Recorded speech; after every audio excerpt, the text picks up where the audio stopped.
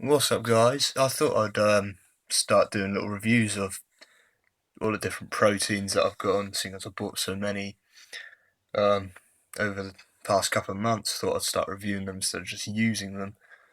So I'm starting off with this one. It's from Nutrisport. It's probably one of the cheapest ones I've actually bought. It was about £11 in the UK, roughly $14 US, something like that.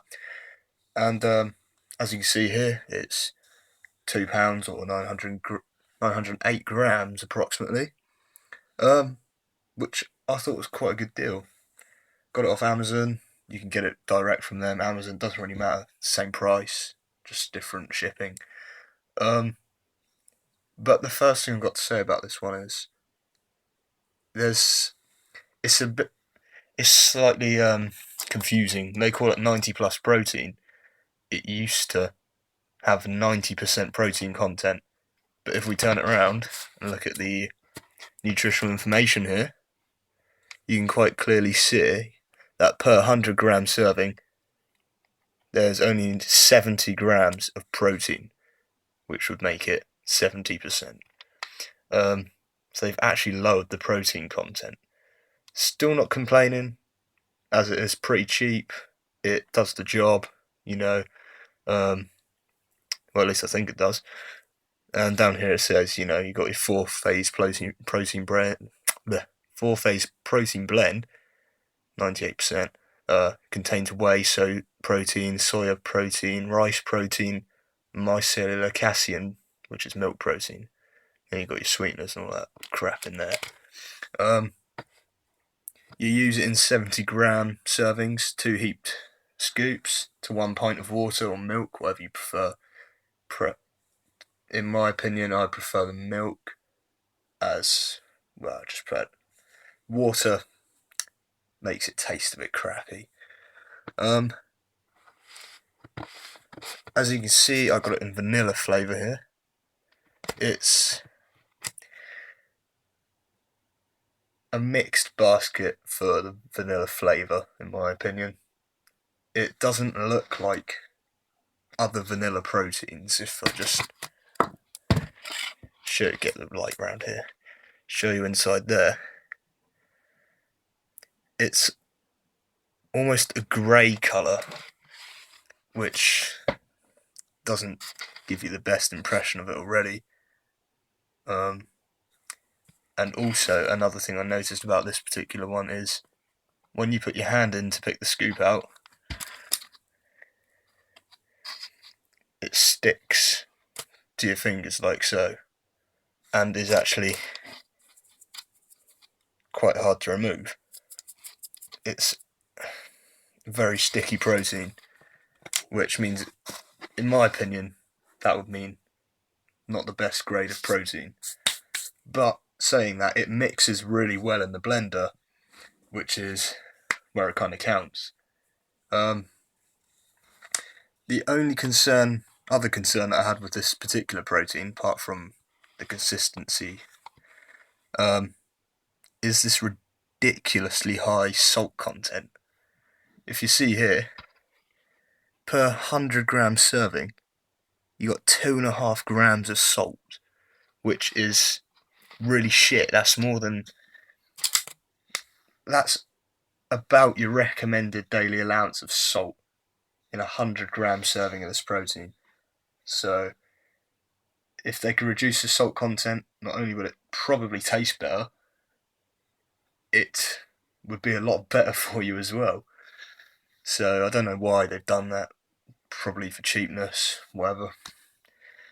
But I'm not complaining for the price, to be honest. It's past all its guarantees and all that, as far as it says on the packaging anyway. It's halal, kosher, vegetarian, contains no nuts or meat product. But the flavour, the taste, it's mixed. With water, it tastes a bit shit, to be honest. With milk, not an amazing amount better.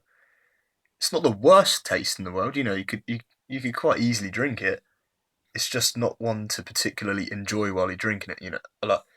I like to sip my protein shakes over a period of time.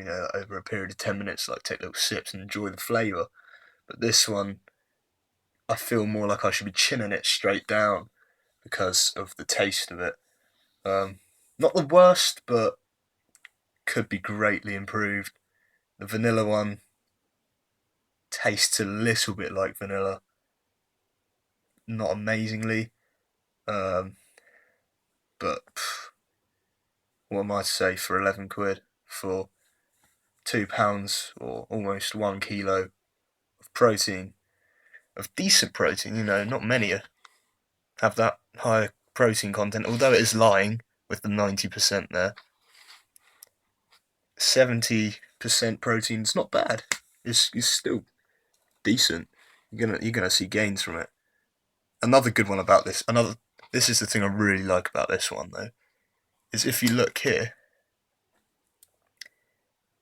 it tells you how many grams of amino acids there are per 100 grams of protein. Most other proteins don't tell you, or either don't contain amino acids, and this one tells you exactly what's in it, and you've got loads in there. One of which I do believe, this one here, I'm not sure how you pronounce that, phenylalanine, something like that. That is banned um, in some bodybuilding competitions for some reason. Not sure why, but if you're not competing in bodybuilding competitions, normal sporting competitions like swimming, football, rugby, it's acceptable. It's perfectly fine. It's not banned substance or anything. And if we look at the lid here, don't know if you can really see that. It expires in July 2017, and I bought this a good 2 months ago, and this is January 2016, so you're gonna get through that before the best before date, no problems. So just to wrap this up, this protein, it's good if you're on a budget, or what I'm using it for is if you're living in two different places and you don't want to keep trailing your protein back and forwards. Get this one for the place that you're at the least, the house or location that you're at the least. It's a good protein, it's quick, you don't have to worry about it like going off or anything. It's in a nice tub, a nice solid tub, so you don't have to worry about bag ripping, whatever. And it's cheap. It's 11 quid, £11 in the UK for £2 of protein powder, which isn't bad. High protein, low fat. So that's my quick review, well, quickish, it's been about 8 minutes, review of the Nutrisport 90 plus protein in vanilla flavour. Thanks for listening, guys. I'll be doing a lot more videos, hopefully. This was just like a little introduction to what I'll be doing, the sorts of things I'll be showing.